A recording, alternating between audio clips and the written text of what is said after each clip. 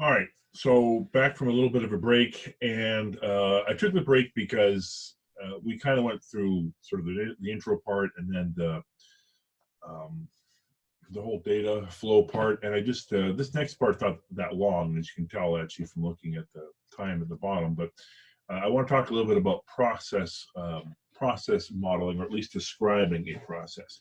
So what we're talking now is sort of trying to get at the heart of what's inside of those little process bubbles, and basically documenting, as it says here, the details of the functional primitive that in theory you've drilled down to.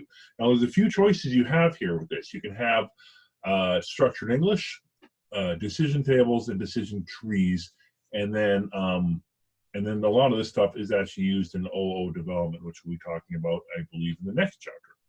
So here is sort of an example. Any of you guys have had any experience in programming before, you should probably have some kind of view of these kind of structures if you want. One is a straight sequence structure, which basically says do this, then do this, then do this.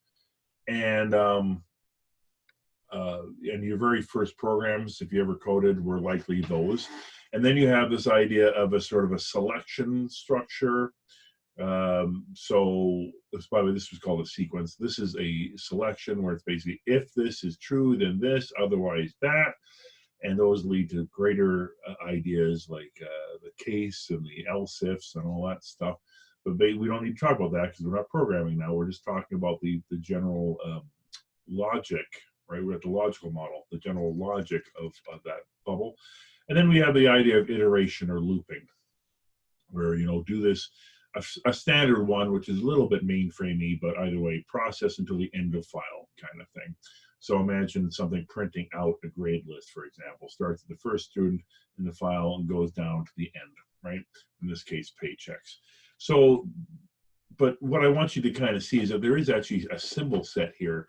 And certainly when I was a young coder, we actually had templates, which I don't have anymore. But anyway, where you basically draw this stuff out onto paper and stuff like that. Now, of course, it's a lot cooler. The other thing, another tool in your toolkit there is the idea of using structured English. So notice here, they're saying for each order, so this kind of implies iterative, if the status code is this and the product code is this, print accepted, otherwise print rejected. So there's basically both iteration there and selection that's going on. But what I want you to kind of see is with indenting and all that, this is kind of English, right? It's structured. It's not programming, it's not coding, but I think most coders would be able to take this bit of structured English and translate it to code. So that's kind of cool. I'm trying to, I don't know what the tool is that they're using for this, but this kind of stuff could easily be done again in Confluence, on SharePoint, or some kind of way to document what is actually behind that actual process. And then the last one here, which we spent a little bit of time on, is this decision trees, or in this case, decision tables. And because a lot of times you're dealing with if this is the case, then that. So let's have a look at a quick example here. So we have the verify order. So imagine this is probably some functional primitive deep down in a DFD. And what we want to do is you want to document what are we thinking about to verify an order. And so we have sort of two inputs and two outputs to this. We're going to check to see if their credit status is okay. We're going to check to see if their product is in stock. And depending on this, depends on whether we accept or reject.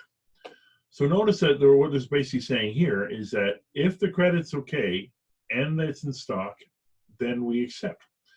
If the credit's okay but we don't have it, we reject. If their credit's no good but we have it, we reject. And if the credit sucks and we don't have it, we reject. Now, I'm sure by now most of you are dreading the fact I read that whole thing, because it looks to me that the only way you're going to accept is if these two are true.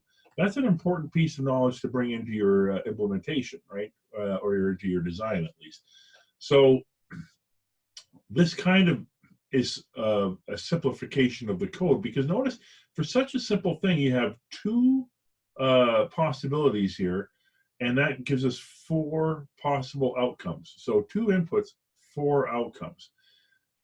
And the fact that we can simplify this is pretty cool, because it only gets worse if we add another one. So now remember, 2 possible incomes, 4 possible outcomes. Watch what happens when we have 3 possible incomes. So we have the credit is okay, the product's in stock, or the credit manager waivers. 3 all of a sudden brings us to 8 possible outcomes. Now, I don't know if you're up on your exponential progression here, but if you imagine 2 to the power of 2 is 4. 2 to the power of 3 is 8. So if we actually added another one here, we all of a sudden have a lot of possibilities here. But there's something kind of interesting going on if we actually examine this a little bit more. This is why we had the break. So obviously, if they're all true, we accept the order. Notice that if the credit and basically if the credit's in stock, sorry, let's try it again. If the credit's okay and the product's in stock, we still accept. It doesn't seem to matter if these 2 are true. It doesn't seem to matter what's going on here. We wouldn't even necessarily need to check. On the other hand, if we look at this, if this is true, but if we just don't have the product, we reject. So it doesn't matter about the waiver. The only time the waiver seems to matter is if their credit sucks, which, by the way, kind of makes sense, right? Everything else doesn't matter. Now, what we can do is we can take some of that logic and simplify it a little bit. See how this doesn't matter, these don't matter. And what happens is we can end up collapsing something that is kind of unmanageable. 8's pretty unmanageable, but 4 is not too bad to code for. And even in this case, I'm not sure it would matter as much either. But anyway, so that's just something to think about with decision tables. It's sort of a technique to basically examine all the possibilities and then simplify them so that you basically end up with sort of 4 possibilities, which you could then later code for. And I guess at this point, I'm just going to move on quickly to these. Here's another sort of simplification example. And then this is the tree itself, right? So some people like graphical, and this is a nice sort of graphical approach. So basically, I guess what we're trying to say is what kind of discount, and this is probably based on the previous example, right? Yeah, or is that a bonus? Okay, so what kind of bonus coupon are we going to get? Are they a preferred customer? If you're not a preferred customer, out you go, you get a $5 coupon. If you're a preferred customer, did they order $1,000 or more? If they ordered $1,000 or more, up you go. If you didn't, out you go. And basically, if they did and they used their charge card, they get the 5% discount. If they didn't, if they did, they get a 5% and an additional 5%. So this is sort of a nice, any coder would love to see some kind of structure like that to look at and say, hey, they'd love to see a code structure like that versus a code structure like this. This would not be a good thing to give a coder. All right, so we're near the end now. This is again just telling us more about logical versus physical. We got one more bit of logicalness going on, and that's when we hit chapter 6 with object-oriented analysis. We'll talk a little bit about the design structures after that, or design strategies, and then after that we start really getting closer to the physical about how are we actually going to implement that. All right, and so all these models kind of go together to sort of bring us to that step of understanding what the thing is supposed to do and how are we actually going to do this.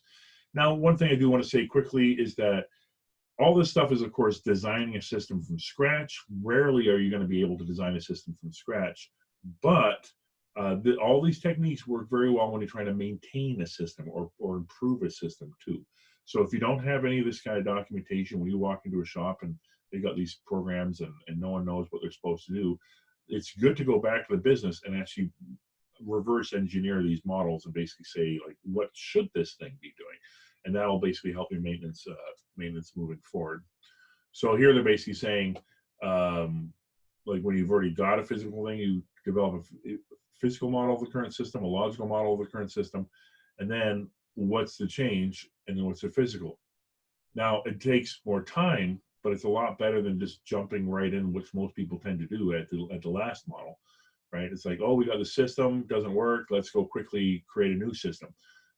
This particular thing, it takes more time and cost, but you're more likely to succeed if you do that way. All right, so that's it for this, and then the next thing I'll be doing is I'll try to put together an example, and then also a what your actual homework is going to be. All right.